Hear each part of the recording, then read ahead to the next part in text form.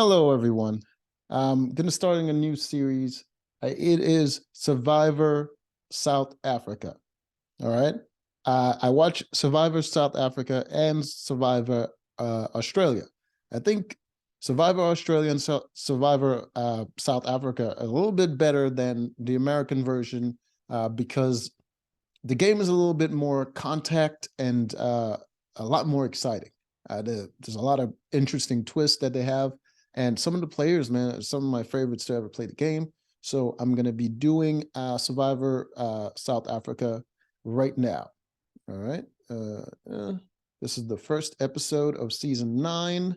All right. So you have over here this team, this red team right here, the red tribe. They are made up of people. It's going to be a season of returning players. This red tribe is made up of people who got kicked out before the merge, so they got eliminated before merge happened. But they were still pretty good players. I remember her. She was all over the place. She was kind of scrambling. She wasn't that great. This old woman over here was a little crazy, a little all over the place. I believe the only people that I remember that were pretty good, I think it's this guy, but this guy was like, he got all in his head and he was very arrogant and he messed up a lot. I don't really remember his name all that much. This dude over here was kind of snaky and strategic. This woman right here, I remember she was annoying. She didn't do much. She just made food and she made connections. She didn't really do much. All right. So that is the red tribe. I think that as far as I can think of interesting play. I kind of remember him, but not much. All right. That's the red tribe. Oh, all right. Next one is is it blue? There we go. All right. So, oops. This is the blue tribe that they're going to be playing against. They are made up of people that I actually remember. I remember this dude. He was kind of annoying. He has a serious ego. And so this tribe is made up of people that got eliminated after merge. So they made it pretty far in the game and they got eliminated afterwards. He was pretty arrogant. He got comfortable and he was blindsided. This guy over here, this guy was more of a quieter player, but he eventually got eliminated. I remember her. This is Steph. I remember Steph. Oh my God. The first season I saw her, that she was stacked, man. I think she was like a fitness model too.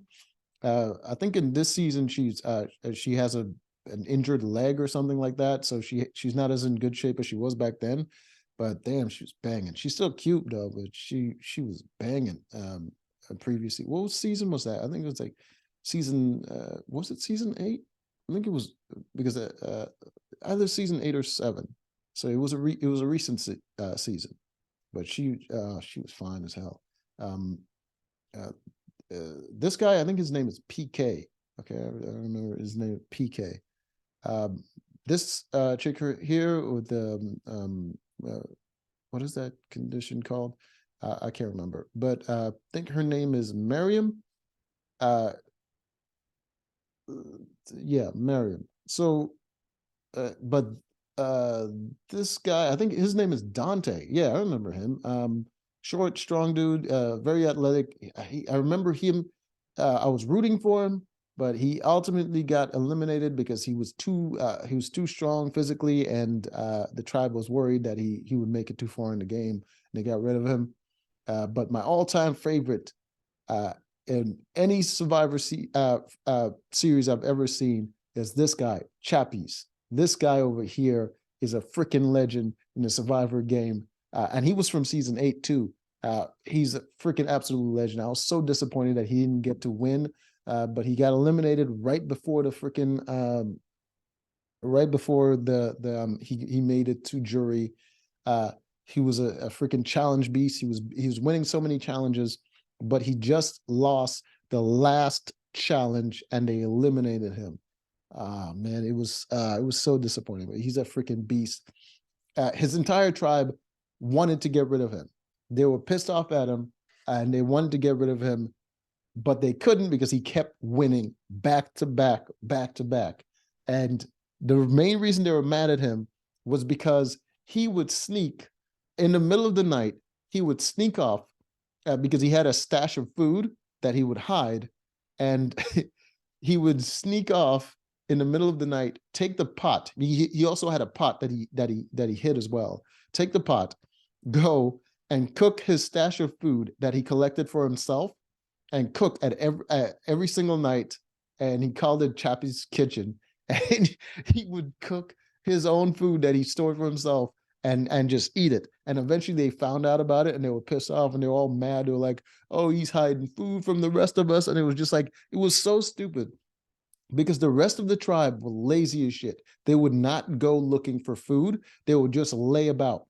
And they expected him, who's going out to look for his own food, to just give it to them and share it with everyone, which makes no sense because they wanted to get rid of him way before that even happened. So he was just saving the food for himself and giving himself energy so he can win. And he was winning back to back to back. It was it was glorious to watch, man. Chappies, that's the dude. That's who I'm rooting for. And I hope he wins this season, but probably is not because he was just from season 8 and everyone saw him and they're probably going to eliminate him because of it.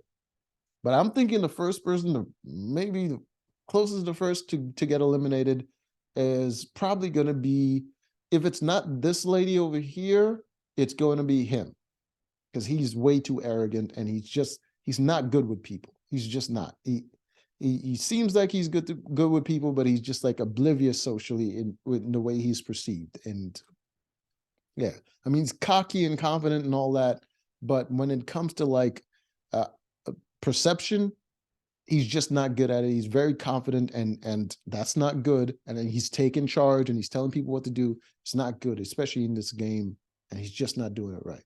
But I'm hoping Chappies goes far. And I know in this season, him and Steph, they know each other outside of the game. So they're probably going to be working together at some point. Dante was also pretty good. Physically, beast, Dante. I rooted for him, but socially and strategically, he was trash. He never looked for idols. He never looked for advantages. He was never clever. He didn't come up with any plans. He didn't have any allies. He was just this huge part of the game that he just can't do. He just can't do it. This dude is pretty big. He looks like he hits the gym a lot, but not very athletic. Not very athletic. So he wasn't winning much, but he was pretty good with strategies because he divorces emotion from the game. So he was good with strategy, but he's just not good with how he's perceived and how people see him. So eventually he got blindsided. All right. So that is it for the teams right there. For the first challenge, it was a team against each other, and it was, what was it? I think it was like some kind of buoy wrestling or something. I don't know what it's called, but it's basically, let's see if I can get a good image of it. So they first start out with the two ladies. It's going to be ladies, two girls against each other, and then it's going to be two guys against each other, and then for the tiebreaker, it's going to be guy, girl, guy, girl.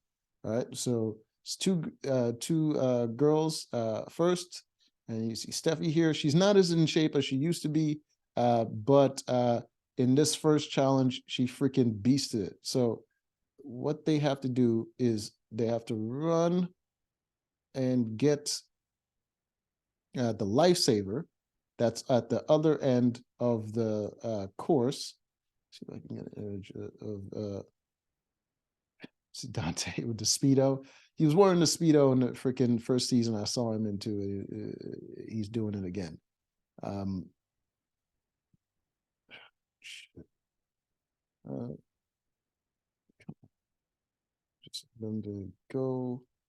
Seems like I'm. Is it? Shit. Can't get a good image of what the other side looks like. All right, there we go.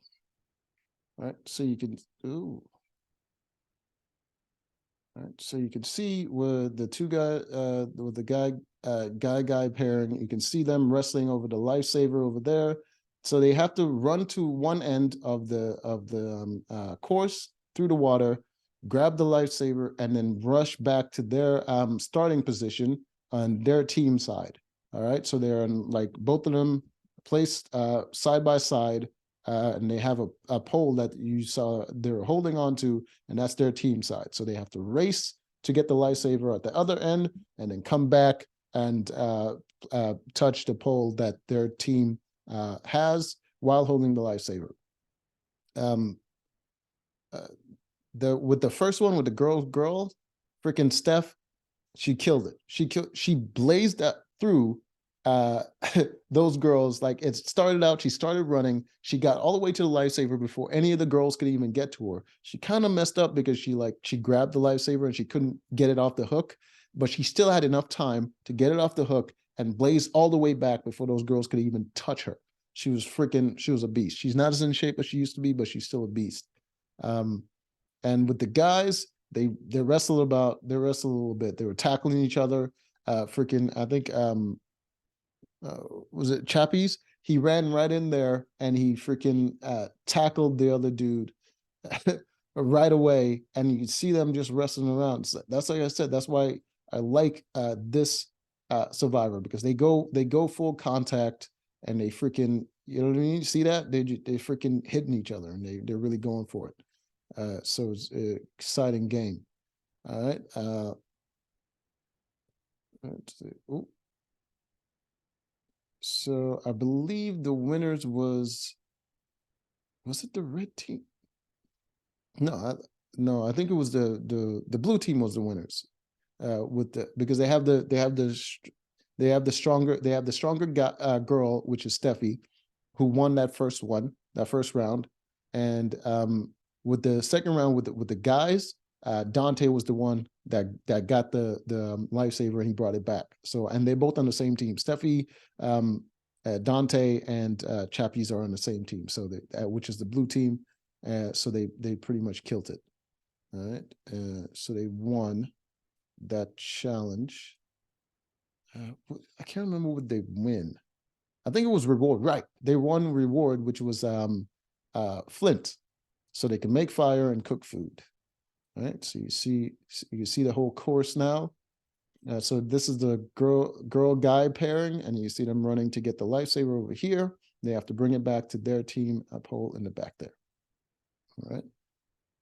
I think the red team won the girl guy pairing, but they lost the first two, so they're pretty much behind. All right. So we go to now that the blue team has fire now. They have the flint, so they can make fire. Now the individual teams, they go back to their spots, and they have to now build a camp. Obviously, Chappie's right away. He tries to work with Dante. He tried to form an alliance with Dante right away, which is good, because Dante would just do whatever you say, because he doesn't really have any plans of his own. Steph, on the other hand, she's forming alliances with all the girls right away. All the girls come to her right away, and she has a secret alliance with Chappies. So good on them. What's his name? PK. This dude. See him right here. So he's trying to form an alliance with these two people. I can't remember their names, to be honest with you. Maybe as the show goes on, I'll remember their names, but they haven't done anything spectacular right now for me to even really give a shit. All right. So he's trying to form an alliance. I'm not sure how well that worked out for him. This first episode was a little bit slow. Not much happened. They spent a lot of time building the camp, and they had that first challenge. And since they're all returning players, they right away go to forming alliances. And then there was a little bit of a drama between PK and Miriam, because apparently when they met the first season that they played, she had a crush on him and he was into her, and they hooked up. They hooked up, and he lets her know that he doesn't really want to get into a relationship right at that point because he just got out of a relationship. So he clapped those cheeks, and then he was like, by the way, I'm not trying to get into a relationship. So she blocked him on everything. She freaking ghosted him. She didn't want to talk to him. Now they come to this season, and she's still salty about the whole situation. Like, I understand where he's coming from. I mean, you've been there, you're into a girl, you don't really want to get in a relationship with her right away, and she's like that into you. She said she had a crush on him. She's that into you, and you hook up with her, and now she's asking you questions like, what are we? And then you have to be honest and, get mad. So she's mad about that. And she's kind of playing on his emotions a little bit, while behind his back saying he thinks that he has her wrapped around his finger. It was like, he didn't show any of that. He was literally just minding his own business. She comes up to him and she plays this flirty game where she's like acting like she's flirting with another dude in front of him to make him jealous. And then it was just like, I don't know what the hell she was doing. I guess she's coping and trying to act like she's playing him. It was just weird for no reason. All right. So after the win, I believe the two teams had to choose. They had to choose they had to choose two people from each team to go and negotiate for some sort of prize or something like that. I think it was like an